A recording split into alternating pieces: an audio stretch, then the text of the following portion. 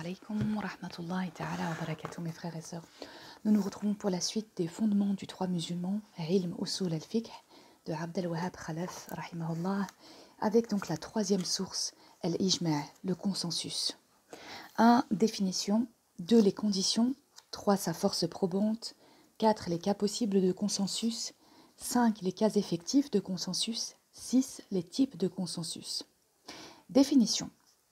Le terme arabe ijma' signifie le consensus sur un cas juridique de tous les mujtahids d'une même époque postérieure à celle du prophète sallallahu alayhi wa sallam. Lorsqu'un cas juridique se présente à une époque donnée et que tous les mujtahids s'accordent pour prononcer un même avis le concernant, leur accord est appelé ijma', consensus. Le jugement résultant de ce consensus acquiert le statut de loi religieuse.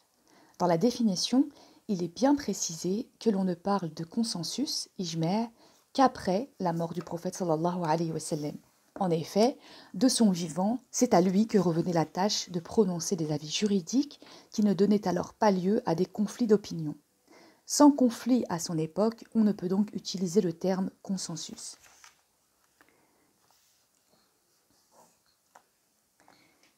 Les conditions de l'ijma'. Les conditions du consensus al-ijma' se déduisent de sa définition qui stipule qu'il n'est prononcé que par les mujtahids d'une même époque, d'où les 4 conditions de l'ijma'. 1. Qu'il existe plusieurs mujtahids vivant à l'époque du cas juridique à étudier.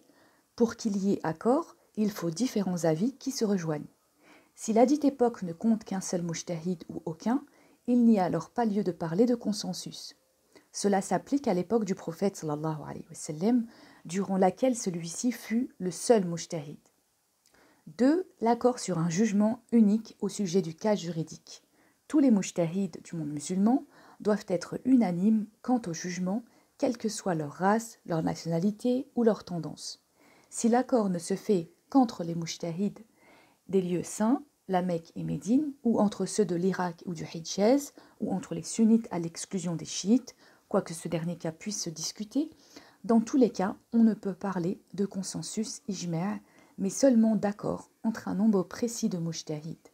Répétons donc que l'ijma' n'est valide que lorsqu'il fait l'unanimité de tous les spécialistes en la matière.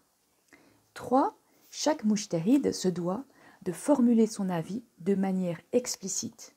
Cet avis peut revêtir la forme d'une fatwa ou d'une sentence prononcée lors d'un procès.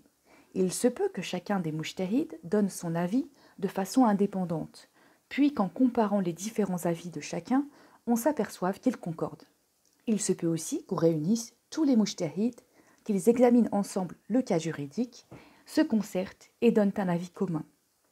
4. L'avis doit être émis à l'unanimité. Si l'avis n'est obtenu que par l'accord de la majorité, il n'est pas considéré comme un cas de ijma'. Même si les opposants sont minoritaires, le fait qu'il en existe prouve qu'il y a une possibilité d'erreur dans l'avis prononcé. Donc il ne peut avoir la force probante d'une prescription divine. Dans la prochaine vidéo, nous verrons le deuxième point qui est donc sa force probante. Inch'Allah.